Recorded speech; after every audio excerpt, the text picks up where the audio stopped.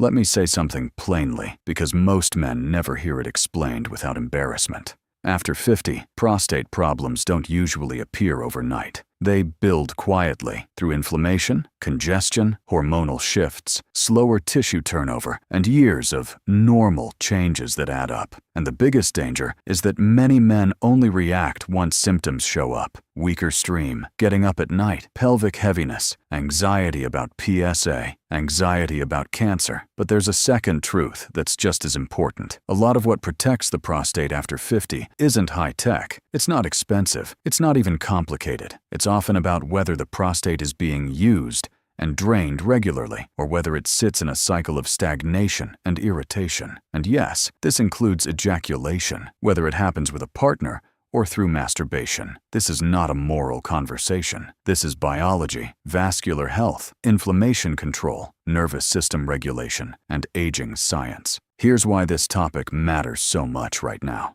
Prostate cancer is one of the most common cancers in men worldwide, and the numbers are large across the US, China, and Japan. In 2022, the US recorded about 230,125 new cases, China about 134,156, and Japan about 104,318. Those are not small populations, and they are not small burdens on families. And in the United States, annual case estimates remain very high. Reuters cited projections around 313,780 new U.S. cases in 2025, with tens of thousands of deaths. A newer U.S. cancer statistics release projecting 2026 burden also lists prostate cancer among the most common male diagnoses. So if a natural, controlled, safe behavior can reduce risk markers and support prostate function, it deserves an honest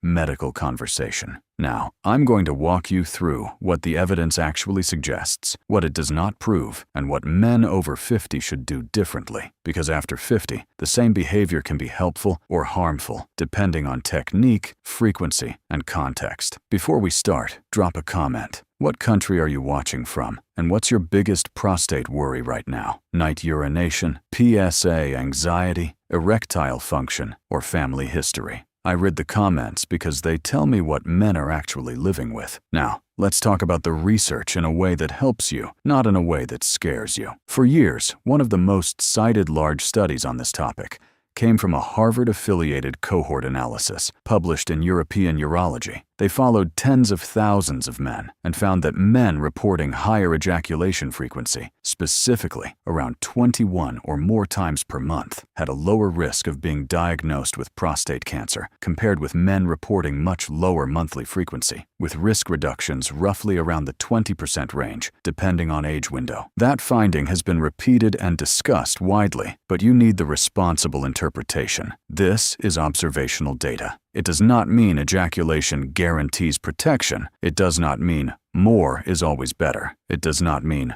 masturbation prevents cancer. What it suggests is something more practical and more believable. Regular ejaculation may reduce stagnation and congestion and may be associated with lower diagnosis rates of certain forms of prostate cancer in large populations. Think of it like a gland with fluid turnover. The prostate produces fluid. When it's regularly expressed, you reduce the time that fluid sits. When it sits too long, inflammatory signaling can rise, congestion sensations can increase, and the environment inside the gland may become less favorable. That's not magic. That's basic physiology logic. Now, men ask the next question immediately. So, how often is healthy after 50? Here's the grounded answer. The most famous cohort signal clustered around the low 20s per month, which is roughly 5 times per week on average. That does not mean you must hit a number like it's a prescription. It means if you've been going months with very little ejaculation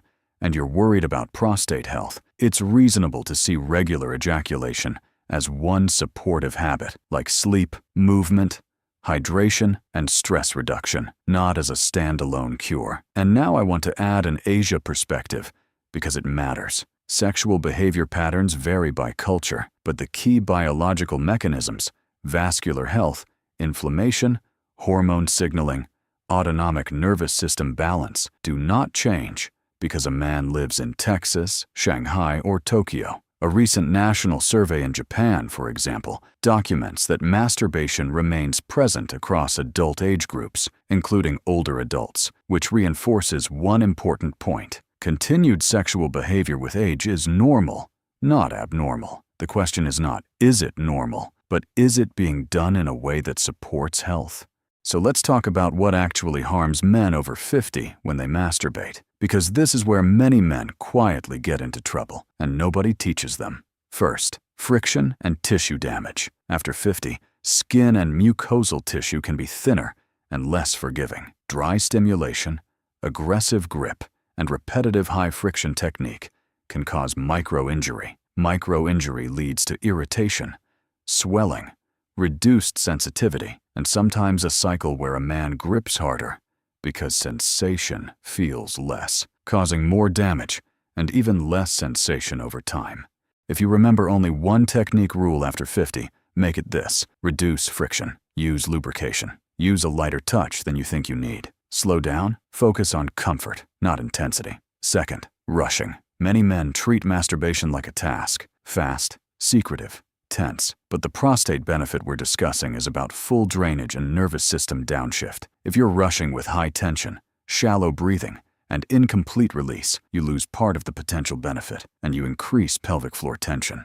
Which leads to the third issue, pelvic floor over-tightening. Some men develop a chronically tight pelvic floor as they age, especially if stress is high, sitting is high, and breathing is shallow. When masturbation is done with a clenched abdomen, clenched jaw, clenched pelvic floor, you can worsen tightness. This can show up as post-ejaculatory ache, perineal discomfort, or urinary irritation. The fix is surprisingly simple. Breathe low and slow. If you notice you hold your breath, stop. Relax your abdomen. Let the pelvic floor soften. If you don't understand what that feels like, think, stop bracing like you're lifting something heavy.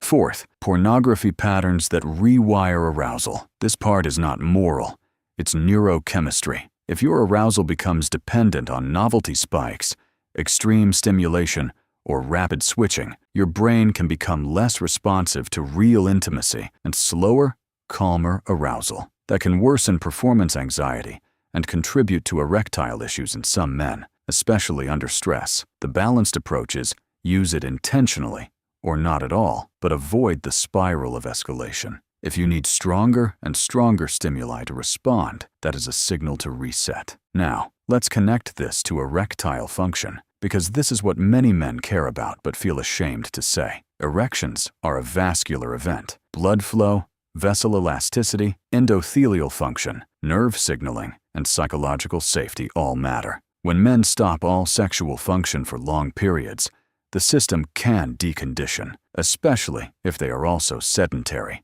sleep-deprived, and stressed. Regular erections, whether through partnered sex or masturbation, can help maintain responsiveness, not because it's magic, but because blood flow is maintenance. This is especially relevant because prostate cancer burden remains high, and aging male health is under pressure globally, including in the US, China, and Japan. Men often focus only on disease fear, but the quality of life side, urinary function, confidence, intimacy, sleep matters just as much, which brings me to sleep and stress. Orgasm is often followed by a nervous system shift toward relaxation with changes in stress hormones and bonding/relaxation chemistry. It's not a sleeping pill, but for some men, especially those who are tense, lonely, or anxious, it can be a natural off switch. Even mainstream medical summaries discussing the area note the association between orgasm and improved sleep quality in surveys and the role of calming neurochemicals. Now here's where I get very practical. If you are over 50 and you masturbate,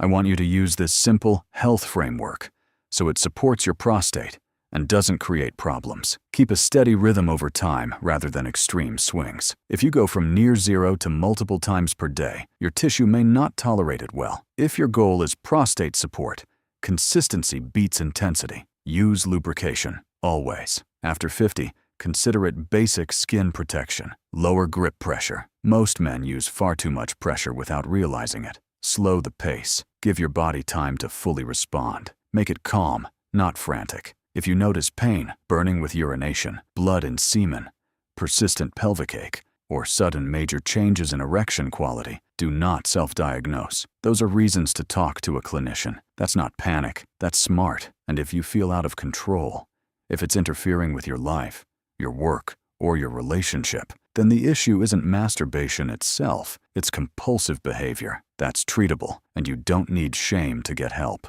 Now, I also want to be honest about what this cannot do. Regular ejaculation may be one supportive factor, but it does not replace the fundamentals that actually reduce risk and improve outcomes. Healthy weight, resistance training, cardiovascular fitness, adequate sleep, smoking avoidance, and evidence-based screening decisions individualized to your risk. Prostate cancer statistics remain significant, and prevention is never one habit. It's a pattern. So here's your practical takeaway, stated cleanly. If you're over 50, masturbation is not automatically harmful. In reasonable frequency, with good technique, it can be part of prostate supportive living. The data most often cited suggests a protective association with regular ejaculation at higher monthly frequency ranges, but it's not a guarantee. It's one lever among many. Now I'll ask you something important, and I want you to answer it honestly in the comments, because it helps other men feel less alone. What's your biggest concern right now? Prostate cancer fear, PSA anxiety, nighttime urination, weaker erections, or just not knowing what's normal anymore? And if you want a follow-up video, tell me this. Do you want the next one to be about PSA myths, nighttime urination fixes, or the simplest daily habits that protect prostate function? If this helped you, like the video so it reaches men who need it but won't ask out loud. And subscribe if you want evidence-based men's health guidance that stays respectful, direct, and practical.